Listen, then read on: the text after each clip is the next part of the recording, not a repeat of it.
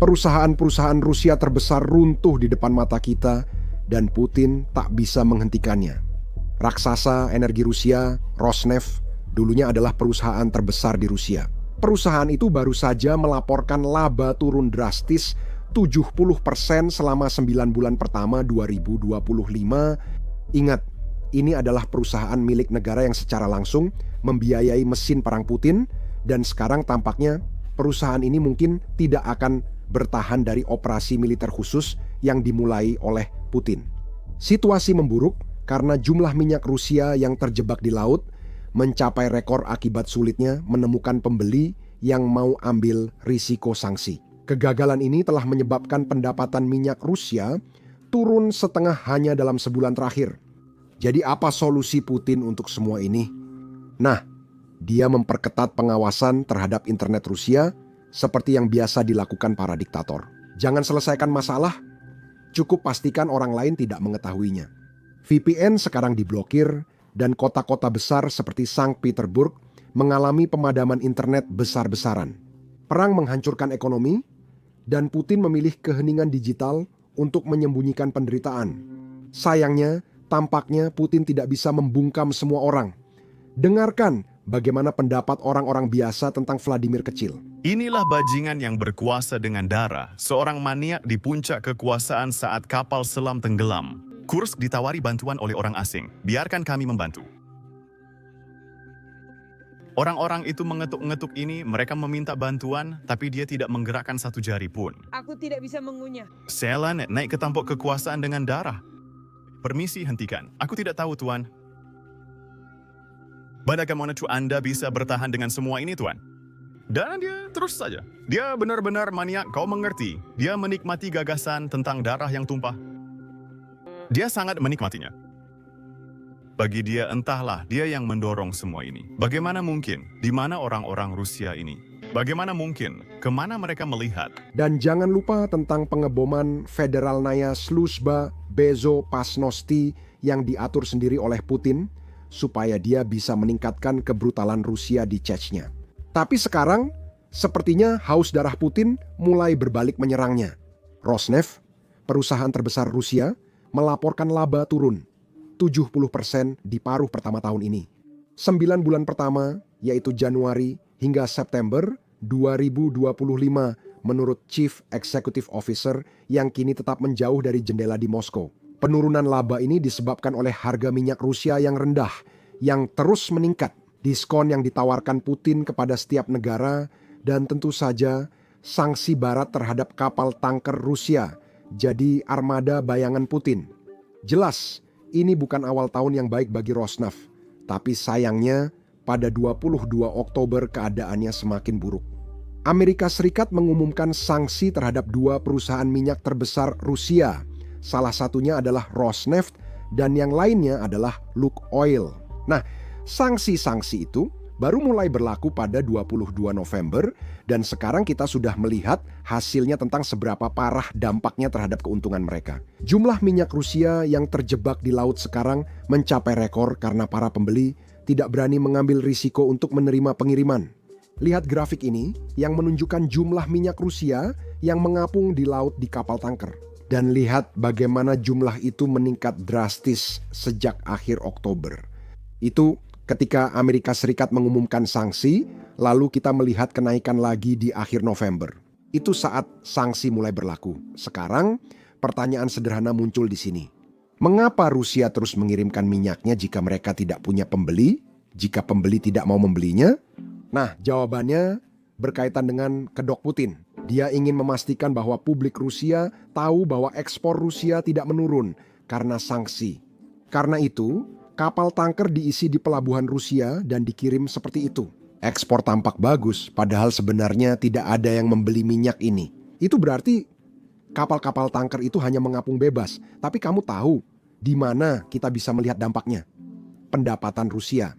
Sejak akhir Oktober, pendapatan Rusia dari minyak dan gas turun 34%.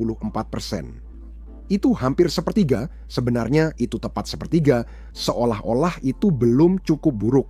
Jika kita melihat angkanya lebih dekat, sepertinya begitu. Setiap minggu, penurunan semakin cepat, artinya setiap 7 hari, Rusia menghasilkan lebih sedikit uang dari penjualan minyak dibanding minggu sebelumnya. Itu masalah besar bagi Vladimir kecil kita karena dia butuh uang untuk melanjutkan perang. Itulah sebabnya dia memberikan diskon lebih besar ke kilang minyak India dan Tiongkok, sementara mereka mengurangi pembelian minyak yang terkena sanksi. Ini bukan persahabatan, ini adalah keputusasaan. Putin sangat membutuhkan uang hasil darah itu dan sayangnya, satu-satunya cara dia bisa menjual sekarang hanyalah dengan memberikan diskon yang lebih besar. Namun, hal ini paling merugikan rakyat Rusia karena sebagian besar anggaran pemerintah Rusia berasal dari penjualan minyak dan gas. Jadi kalau Putin tidak mendapatkan uang itu dari ekspor, dia akan mencarinya dari tempat lain. Bagi Putin, dia tidak peduli rakyat Rusia menderita demi dirinya. Satu-satunya hal yang dia pedulikan adalah apakah Putin tetap berkuasa atau tidak. Dengarkan baik-baik. Saya banyak memfokuskan karier saya untuk melihat dunia dari sudut pandang KGB Vladimir Putin yang bengkok. Saya pernah punya seorang narasumber yang berkata kepada saya, dengar jika hari ini berat, besok akan lebih buruk dan keputusan hari ini membuat besok makin buruk. Tapi Vladimir Putin sudah masih berkuasa dan selesai itu yang sangat baik baginya dan saya rasa begitu pandangannya. Dia hanya ingin tetap berkuasa, mempertahankan kekuasaan selama mungkin. Dia sudah menggali lubang yang dalam di sini. Tapi ingat, uang adalah alasan setiap kediktatoran runtuh, atau mungkin lebih tepatnya karena kekurangan uang. Jadi, meskipun Putin mungkin tidak peduli dengan perasaan rakyat Rusia, dia peduli untuk melanjutkan perang ini. Kediktatoran biasanya tidak bertahan setelah kalah perang besar. Itulah sebabnya dia membutuhkan uang untuk membeli perlengkapan bagi tentaranya, dan dia membutuhkan uang untuk mendapatkan senjata bagi para prajuritnya yang berada di Ukraina. Atau apakah dia melihat itu? Itulah pertanyaannya, karena disinilah saya akan mengatakan sesuatu yang tidak pernah saya pikirkan akan saya katakan. Putin telah menemukan solusi jenius yang tidak bisa benar-benar dipahami oleh akal manusia. Apa solusi itu? Dia membawa Rusia kembali ke masa Uni Soviet. Kremlin menerbitkan panduan 14 halaman untuk perusahaan Rusia tentang cara membuat kontrak barter, alih-alih menjual barang demi uang, yang kini sulit dilakukan. Seperti yang biasa disebut oleh orang Rusia pada umumnya, ini adalah sistem barter era Soviet yang lama, menurut panduan yang dibagikan oleh Kremlin ini. Perusahaan-perusahaan pada dasarnya diarahkan untuk menjual minyak dengan imbalan gandum, atau menjual minyak untuk mobil buatan Tiongkok, atau menjual minyak untuk bahan bangunan dan peralatan rumah tangga. Dan coba tebak menurut panduan ini cara itu berhasil.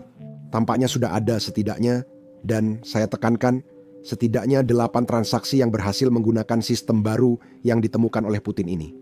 Teman-teman, di sini disebutkan setidaknya, jadi mungkin jumlahnya 8.000 tapi yang pasti minimal 8 transaksi telah berhasil. Jadi, bisakah kita luangkan waktu sebentar dan memberikan tepuk tangan untuk Putin? Untuk inovasi ekonomi yang telah dia ciptakan ini, saya yakin tahun depan dia akan memenangkan hadiah Nobel di bidang ekonomi sekarang.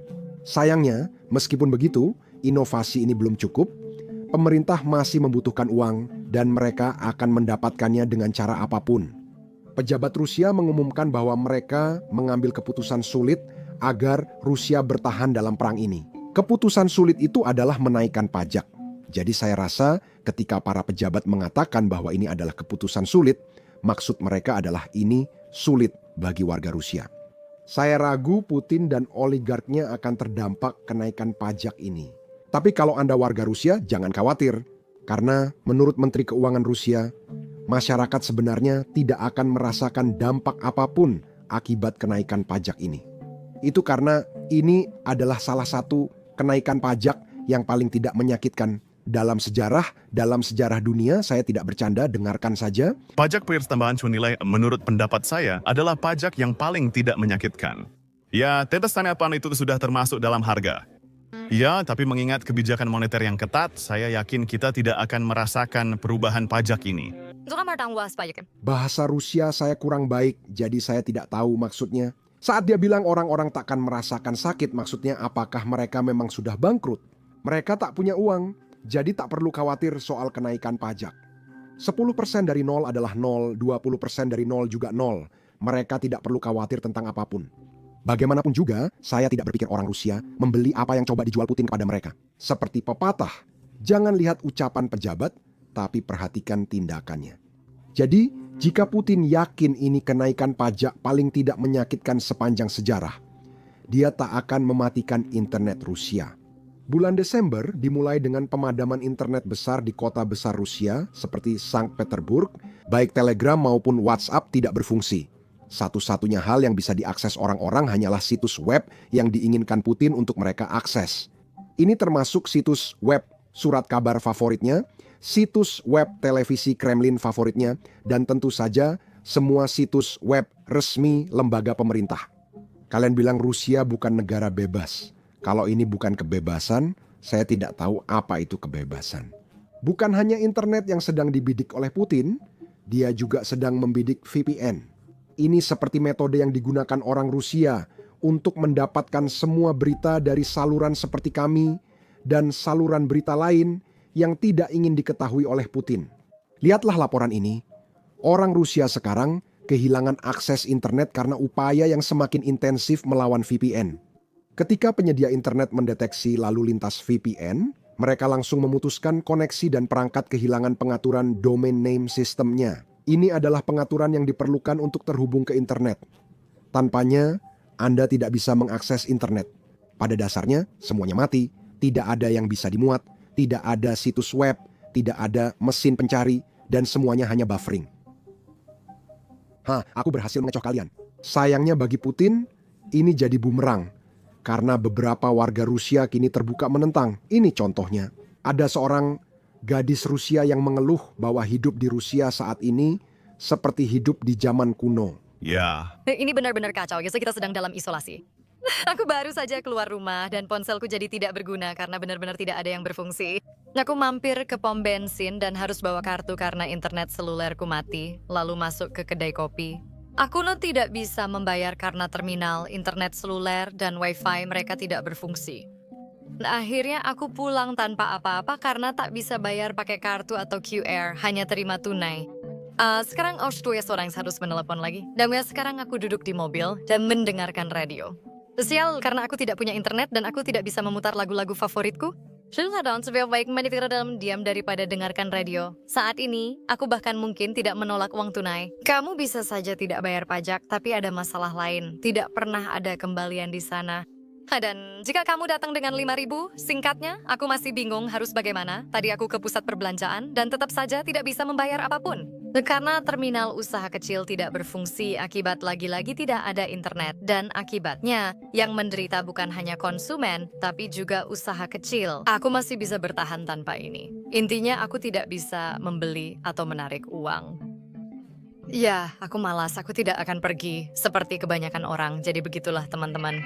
Ini banyak data. Saat petugas tiba, mereka segera menyelamatkan korban dari reruntuhan. Mereka menemukan 2 anak berusia 2 dan 13 tahun terjebak di bawah puing-puing. Dan sayangnya, ini bukan hal baru. Rusia telah menargetkan anak-anak selama beberapa tahun terakhir. Kini bahkan sebagian warga Rusia di dalam negeri mulai mempertanyakan alasan Putin melakukan hal ini. Mereka bertanya, apakah Rusia benar-benar jahat dalam perang ini dan ini terjadi di televisi Kremlin? Saya lahir di Donbas dan kami punya. saya lahir di Donbas. Kami dibesarkan dengan kisah-kisah para pionir heroik dan penjaga muda, karena semua itu terjadi di sana. Saat saya masih kecil, saya diceritakan tentang Zina Portnova, Zoya Kosmodemyanskaya, dan yang lainnya. Ketika saya diceritakan bagaimana para fasis membunuh pahlawan kita, Zina Portnova dan Zoya Kosmodemyanskaya, saya sangat sedih. Saya masih ingat itu. Jadi baiklah. Itu tentang sikap tidak manusiawi terhadap remaja dan anak-anak terlepas dari tindakan heroik mereka. Terlepas dari tindakan heroik mereka. Apakah maksud kamu membandingkan Xenopel Overthrow heroik dengan pembakar lemari tim relay? Para pelopor pernah dianggap teroris dan sabotir oleh kaum fasis, lalu dieksekusi. Alexei Genadievich. Kamu barusan membandingkan Rusia dengan negara fasis? Benar aku dengar, kamu yang membandingkannya. Dan saya ulangi sekali lagi, saya sedang berbicara tentang pengalaman saya. Ivan, saya merasa kasihan pada mereka. Saya tidak mengerti bagaimana orang bisa begitu kejam terhadap anak-anak. Ans, ini sama sekali tidak benar. Dan sekarang negara kita, tanah air kita yang dilindungi oleh Tuhan, menyarankan untuk memenjarakan anak-anak berusia 14 tahun seumur hidup. Sekarang, kisah seperti ini sangat mengerikan. Bagian menyedihkannya, kejadian seperti ini sangat sering terjadi di Ukraina hingga saya tak bisa menunjukkannya semua di YouTube. Sebagai kreator independen, kami tidak memiliki hak istimewa yang sama seperti saluran berita arus utama di YouTube. Artinya, jika kami menunjukkan sesuatu yang terlalu vulgar, YouTube akan membatasi video kami atau bahkan menghapusnya sama sekali. Namun, kami tetap berupaya meliput sebanyak mungkin, tapi tetap saja membuat frustrasi melihat media arus utama yang punya lebih banyak hak istimewa daripada kami di YouTube menolak untuk meliput kejahatan perang yang dilakukan Rusia ini. Mungkin mereka terlalu takut, atau mungkin mereka memang tidak tertarik. Inilah alasan utama kami memulai Business Basics. Ini adalah platform kami sendiri di mana kami memberikan liputan tentang berita yang media lama baik menolak untuk meliput maupun tidak tertarik untuk meliputnya. Keunggulannya, situs web ini tanpa batasan karena kami bangun sendiri, berbeda dengan YouTube. Kami tak perlu menyensor ledakan drone atau konvoi Rusia yang dihancurkan pembela Ukraina. Dan yang paling penting, kami tidak perlu menyensor apapun. Karena para pengiklan tidak menyukainya. Itu karena kalian lihat, kami tidak menayangkan iklan di situs web ini. Kami menjalankan situs web ini dengan dukungan dari kalian semua. Jadi jika Anda adalah seseorang yang tertarik dengan liputan seperti ini, pastikan untuk melihat Business Basics dengan mengunjungi basicsinsider.com. Anda bisa gunakan tautan di deskripsi atau scan code QR di layar. Dengan mendaftar, Anda bisa mengakses konten yang tidak tersedia di YouTube. Selain itu, Anda juga mendukung channel dan liputan kami. Terima kasih banyak. Nama saya Sam, dan saya akan bertemu kalian di video berikutnya.